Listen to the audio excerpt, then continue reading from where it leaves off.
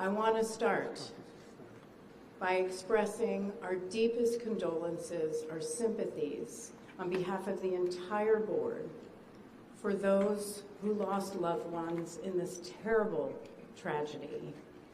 Our thoughts, our prayers are with you. Entire communities were affected, and we are thinking of you. With me today is Bryce Banning. Bryce is a senior aircraft accident investigator with the National Transportation Safety Board. He's also going to serve as our investigator in charge of this investigation. Also with me today is the entire board. We have Todd Inman, member Todd Inman. Todd is going to serve as the board member on scene, the spokesperson for this investigation. All of the board members will be here. We have Vice Chairman Alvin Brown, member Mike Graham, who lived in Wichita for 20 years, and we also have member Tom Chapman. The NTSB's headquarters is just a mile from here. And so we are all here because this is an all-hands on-deck event. And we're here to assure the American people that we are going to leave no stone unturned in this investigation. We are going to conduct a thorough investigation of this entire tragedy, looking at the facts. Now, with that, I want to level set. When we go to the scene, and we were here last night, we allow the responders to do their important safety mission, which in this case was search and rescue and recovery. We stand back to allow them to do their important safety mission. And so this, for us, is our first full day on scene with our entire crew coming together. We have about nearly 50 people on scene, and in addition to our resources back at headquarters in our labs and throughout the agency. So with that said, we are not going to get into specific facts in this press conference. I want to level set here. We're going to get into our investigative process. As we are able to confirm factual information, we will provide that. I do want to say this is a whole of government effort. I was able to brief, along with others, the President of the United States and the Vice President this afternoon. I want to thank them for their leadership, for their tremendous support of the NTSB, for our investigators, and for the responders that are on scene doing an important mission. I also want to thank Secretary Sean Duffy, who I was communicating with early on after we first got word of this tragedy. We've been working together throughout the day, along with his team at the DOT and within FAA. I also want to thank Secretary Pete Hegseth, who was also integral in working with us today. Chris Rochelot, the acting administrator of the Federal Aviation Administration. We've heard from many members of Congress on both sides of the aisle, and so I will say this is a tremendous, one more time, whole of government effort. I also want to take a moment and thank the many, many responders that have been on scene. It has been an incredible effort, and I will have a full list that I will provide, that we will provide tomorrow, but I do want to thank them for all their work. With that, I'm going to turn it over to Member Inman for additional remarks.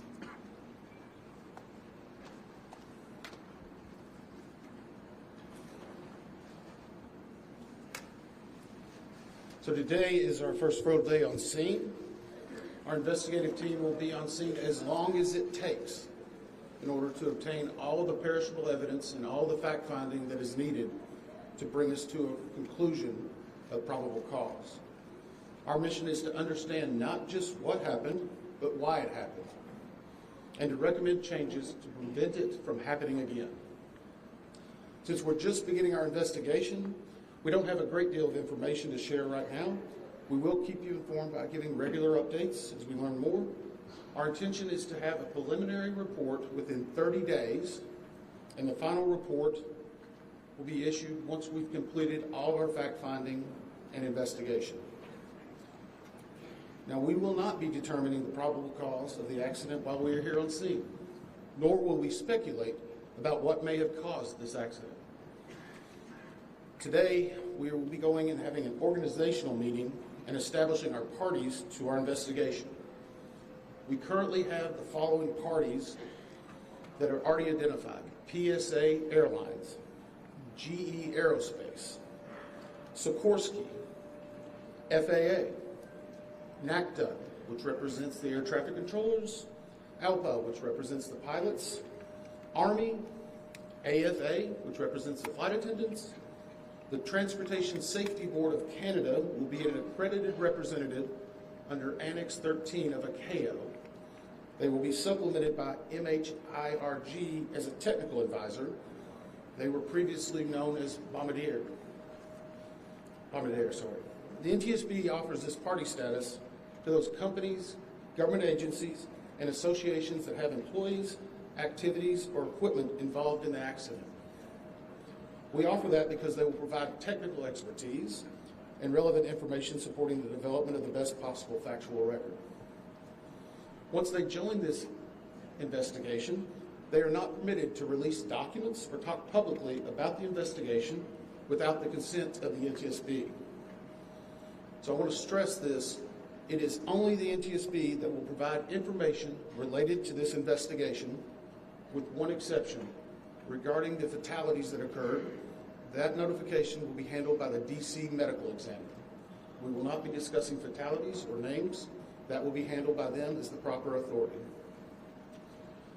So we want to talk a little bit about our process. We will analyze the facts and determine the probable cause of the accident, and then issue a report of those determinations. I also want to talk a little bit about some additional people that are here with us, and they're very important to us, and that is our family assistance group. Later today, we will be briefing the families. We normally try to do this before a media event, but in this case, they're still arriving. Our family assistance specialists are already working closely with local officials and others to help assist them in their efforts to support everyone that's affected by this accident. And let me just reiterate what the chair said. A loss of life in an aviation accident is very unusual in the United States, and our heartfelt sorrow goes out to everyone that's affected. It affects us, it affects everyone around us. There are a lot of people hurting today. We will help find out what happened. We will do it factually, and we will do it accurately. As part of this, we're going to be standing up some specific working groups. Those working groups will be operations. They will be looking at the history of the accident flight and crew members' duties for as many days before the crash as appears relevant. We'll be forming a structures group, which will be the documentation of the airframe wreckage and the accident scene, including calculation of impact angles to help determine the plane's pre-impact course and altitude. We'll have a power plants group. They will do the examination of the engines and the engine accessories. We'll have a systems group. They will study the components of the plane's hydraulic, electrical, pneumatic, and associated systems, together with the instruments and elements of the flight control system. We'll have an air traffic control group.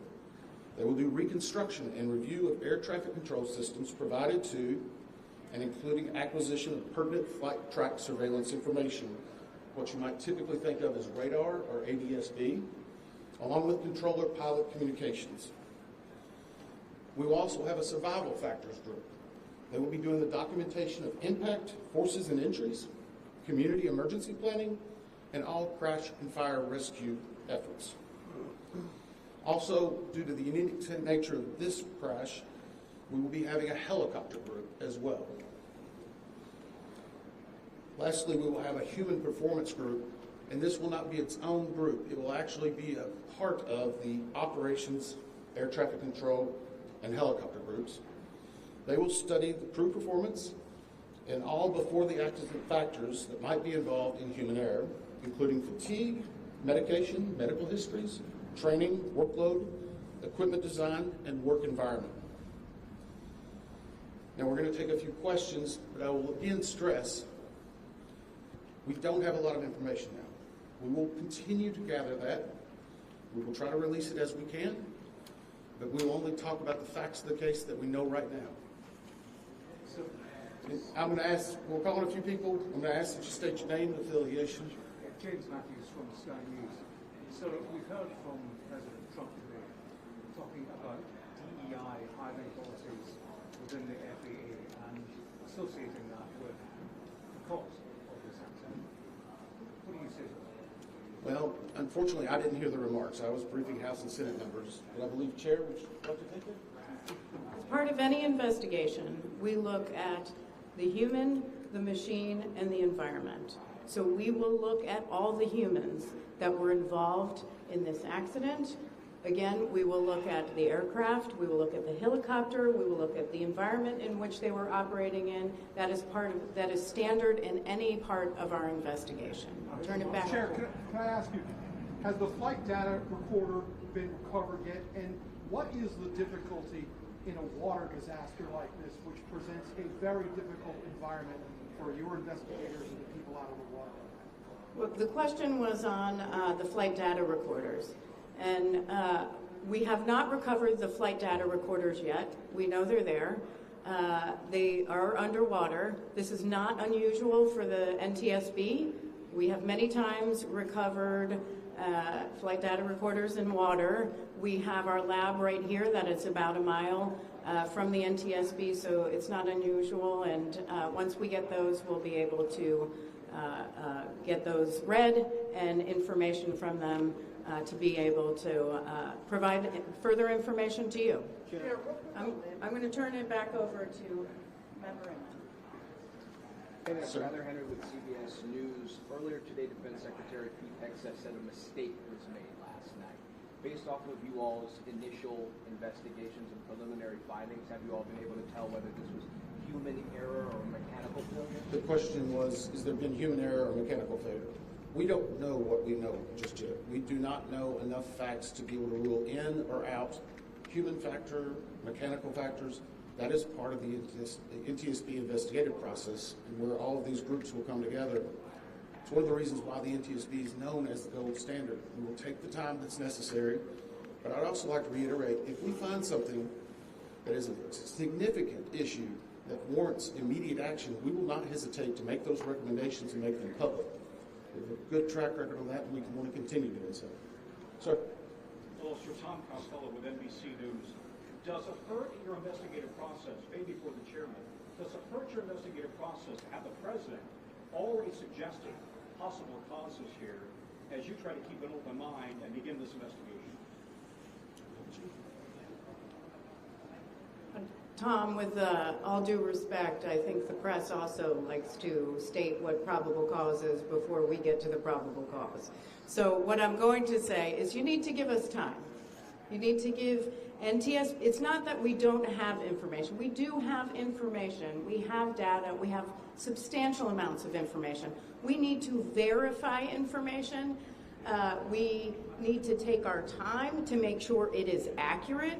That's best for you. That's important for the families. It's important for legislators who are seeking answers to try to figure out what they're going to do about this.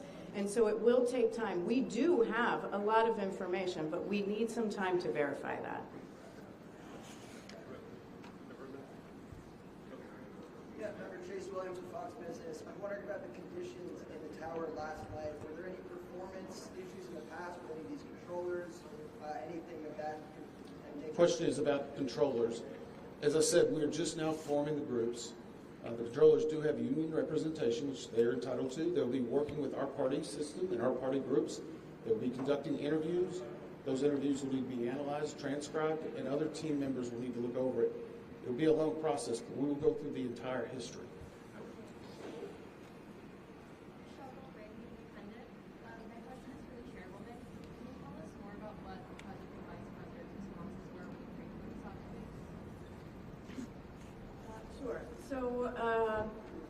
The question was about my briefing for the president and the vice president. As is standard, we offer briefings on our process and what we know, and this was a briefing with the president and vice president and with Secretary Duffy and Secretary Hegseth and also the acting administrator of the FAA. There was discussion on what we know so far and our process, and that was about it. Madam Chairwoman, Stephanie Ramos with ABC News. Similar to Tom Costello's question, the President has stated what may have caused the crash, stating common sense. Does that affect your progress at all at this early stage? Yeah, so the NTSB, we conduct an important safety mission where we take a very careful approach. I'm sorry, the question was on speculating during investigations, which is we often hear about. What I will say is we look at facts on our investigation, and that will take some time. And at some point, we'll be able to provide that factual information, as Member Inman said, and provide that hopefully tomorrow. Member Inman? Hang on a second. Dave Shepardson from Reuters. Have you been able to retrieve the black boxes from the helicopter? Has the military decided whether they're going to read those to the NTSB? And what about the ATC tapes? Have you guys been? So the question was about black boxes, which are referred to as black boxes, which are typically orange. We have not recovered any of the boxes involved yet. We feel comfortable and confident that we will be able to. Right now, recovery of life is probably the most important in those that were involved. I mean, there are still ongoing recovery efforts involving the fatalities involved, along with some debris is coming out as well. We will make sure that that perishable evidence is maintained. We have a great process for that. We will probably have more than one black box, so to speak. It's our understanding that the Sikorsky helicopter is equipped with some form of recording devices, and those will be read either by the DoD or by us. We have a good starting relationship with them, and we've already made agreements in order to be able to do that. So I feel comfortable in what we're going to be doing. The other question was about air traffic control. We received a very large package of information from the FAA at about 3 a.m., I believe, this morning. That is still being reviewed and analyzed. I would say there's a lot more information that usually comes in that than what you might find online and people might speculate about. And that is part of that overall process where we take the time to get the information correct and to make sure all the parties are engaged and involved and can fact check that information. One. Keith Cohen from CNN. Can you tell me if the NTSB has reviewed this FAA internal report that has been cited by the New York Times indicating that the controller that was on duty at the time of the crash was doing a job that's usually done by two people? We have not reviewed any specific reports about the controllers at this time, at least from the leadership team. Our investigators are continuing to pull all that information. Their personnel records, their files, where they were at, whether they were fatigued, all that information will be part of that investigative process. But right now we can't speculate on anything that may have been reported in the media until we get the opportunity to validate and understand how it impacts the investigation. We're going to take just a few more questions. Sir? Yes, Orange Khan, Beaver Magazine. What's the process and logistics like of bringing the families in? Are they coming into the airport? And how are you going to sort of do the sensitivity of bringing them to the place where this tragedy happened? So the question is about the families. And many of those families are still en route. Some are still being notified from both the military and from the commercial crash. There is a family assistance facility that's being stood up by American and PSA Airlines in Bethesda, Maryland. They've already been working on that, standing it up. Our team from our disaster assistance team has also been coordinating with them. We plan on briefing them. It is customary that at some point, if the families wish to go to part of the accident site, that we would arrange such a thing, but it will only be when we know that it's safe, we have the correct perishable evidence, and we can do it in the proper modesty that should be for those family members. It will be a little bit of a process, but it will take some time. Sir, Sir, to follow up on the air traffic control system. No. Sir, are you?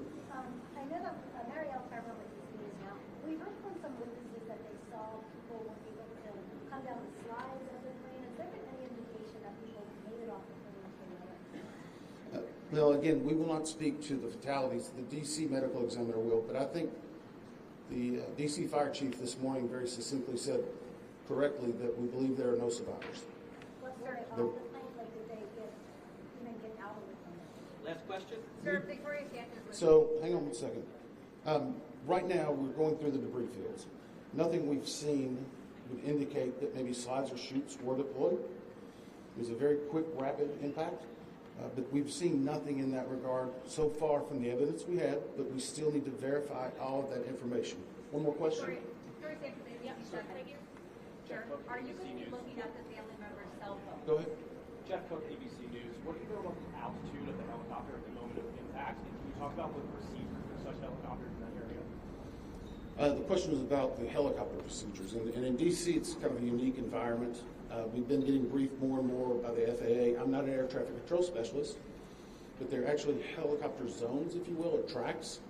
And this one was transiting, I believe, from track 1 to 4 as part of their normal procedure. If you live in D.C., you see a lot of helicopters going down into this area.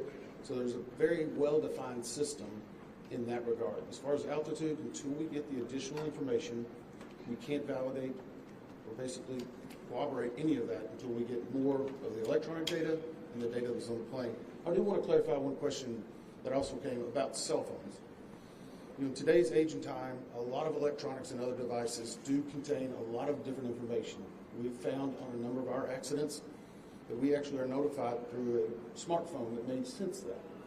As part of our process, we will obviously treat all of the effects of the deceased with dignity. We are already starting to pull that information together. If we feel that it's necessary to find or pull some of that information, we will work with the families and make sure we do it in a manner that's respectful for them and their privacy. But right now, we don't have any plans specifically on that amount, on that area until we need to. Thank you very much.